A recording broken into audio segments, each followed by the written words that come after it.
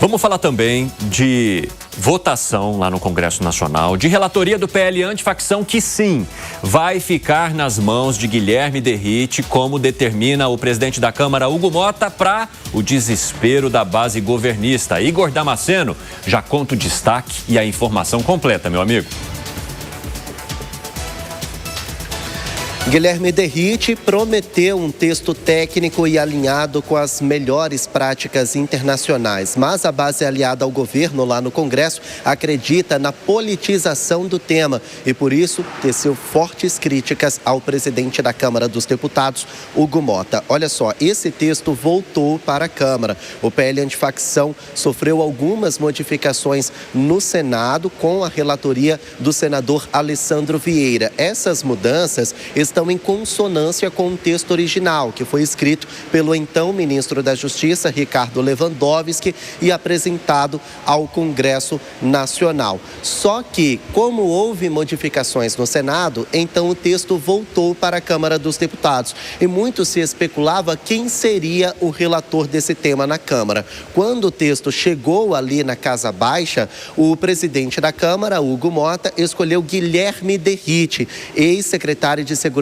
Pública de São Paulo, homem de confiança de Tarcísio de Freitas e aliado de Jair Bolsonaro, como relator. Ele apresentou diversas versões e a versão aprovada acabou desconstruindo o projeto estipulado pelo governo federal. Isso acirrou o embate entre o Palácio do Planalto e a oposição ali na Câmara dos Deputados. Mas como houve modificações do texto no Senado, um texto que agradou demais aqui ao Palácio do Planalto, então voltou para a Câmara dos Deputados, para análise ali na Casa Baixa. E muito se falava sobre o Guilherme Derrite vai ser mantido. Alguns líderes do governo, algumas pessoas integrantes da base aliada ao governo, ainda tentaram negociar essa relatoria com o Hugo Mota, mas ele bateu o martelo e escolheu Guilherme Derrite como relator novamente. Segundo o Hugo Mota, Guilherme Derrite já está inteirado do tema, já tem um bom caminho andado sobre esse assunto,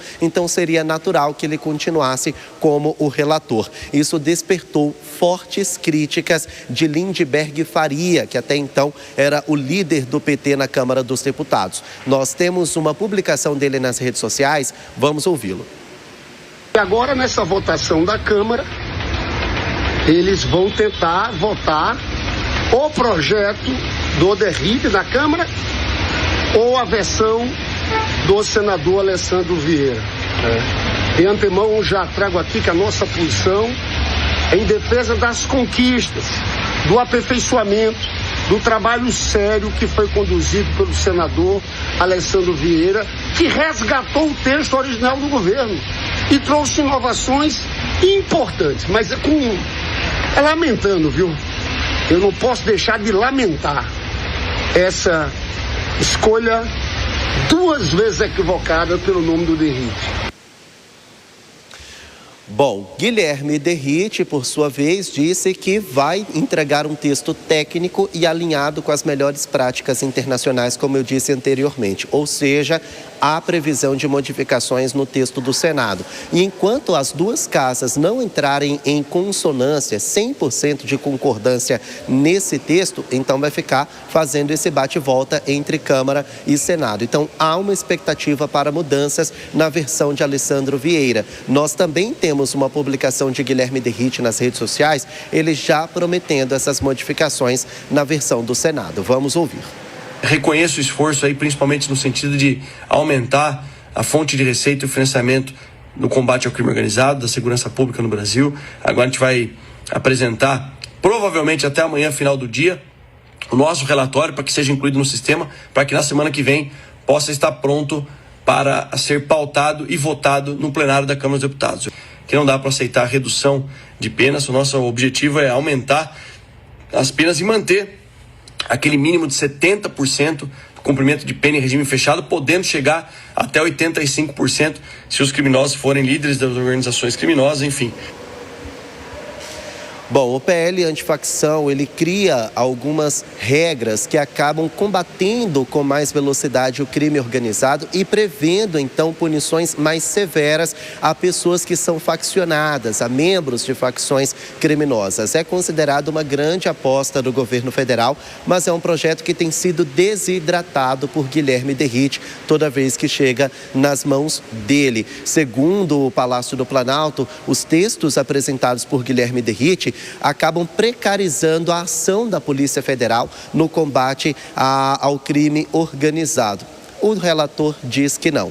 Inclusive, Derrite tem um encontro com Jair Bolsonaro na próxima quarta-feira no Complexo Penitenciário da Papuda e podem ter a plena certeza que o PL antifacção vai ser um dos principais temas desta visita dele ao ex-presidente.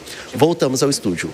Muito obrigado, Igor Damasceno. Um abraço para você. Bom, existe uma questão relacionada a esse lance do PL antifacção, né? Porque houve uma ideia, um projeto que surgiu ali pela base governista e, nesse caso, pelo Ministério da Justiça, tanto relacionado ao PEC da Segurança Pública quanto ao PL antifacção, uma primeira ideia que veio ali do governo, do Palácio do Planalto, que queria encabeçar tudo que era relacionado à segurança pública aqui no país.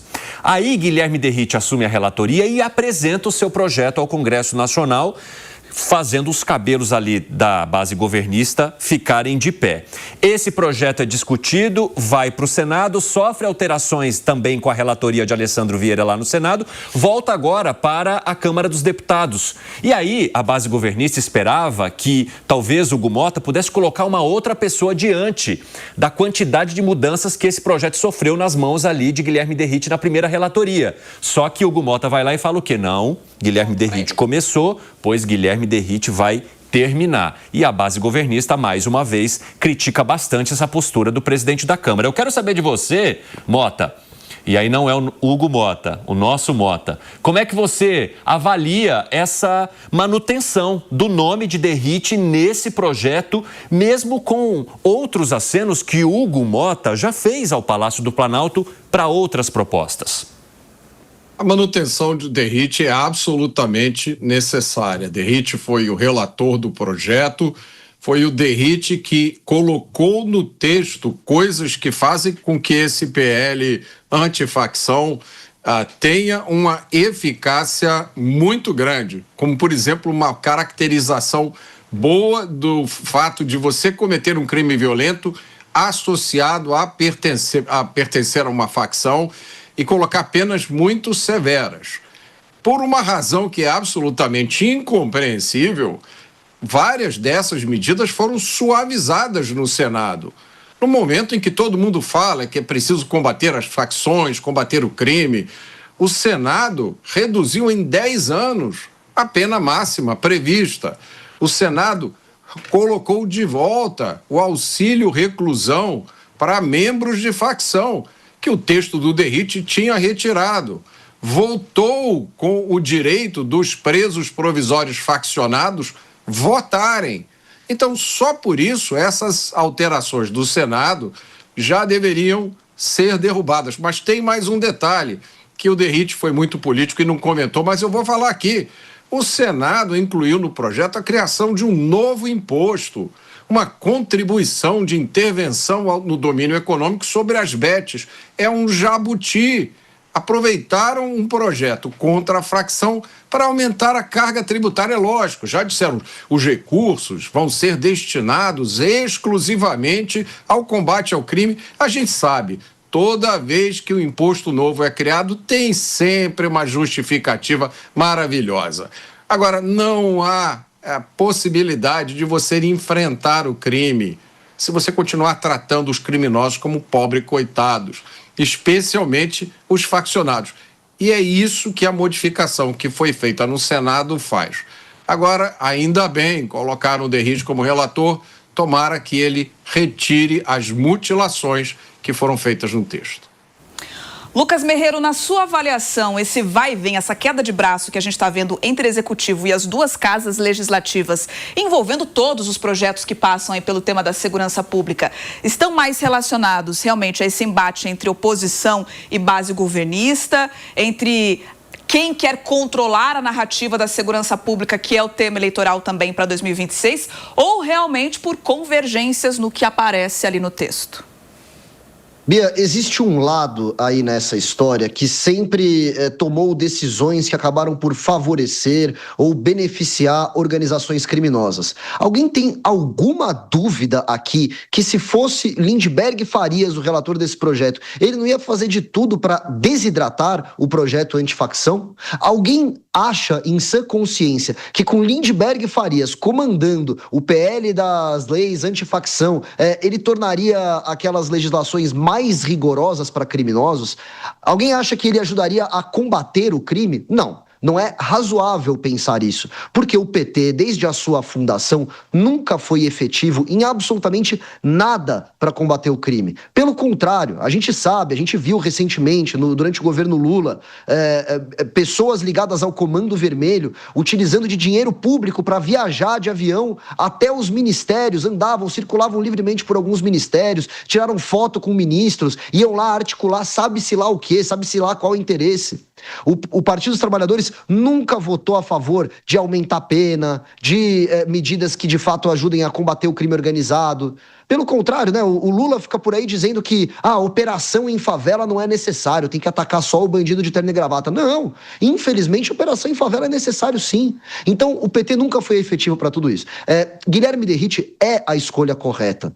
Ele foi policial militar da Rota, condecorado, foi premiado já ganhou a medalha do pacificador, foi secretário de segurança da gestão Tarcísio aqui em São Paulo. É uma pessoa muito inteligente que já combateu o crime de fato ali, né, no campo, né, in loco, e conhece também da parte de inteligência. Me parece ser uma pessoa que está sim interessada em aumentar penas, em tornar o combate ao crime mais efetivo. Então, com todo esse vai e volta, com todo esse imbróglio, com todos esses interesses, eu, por enquanto, fico satisfeito que a relatoria do projeto fica com o Guilherme Derrite.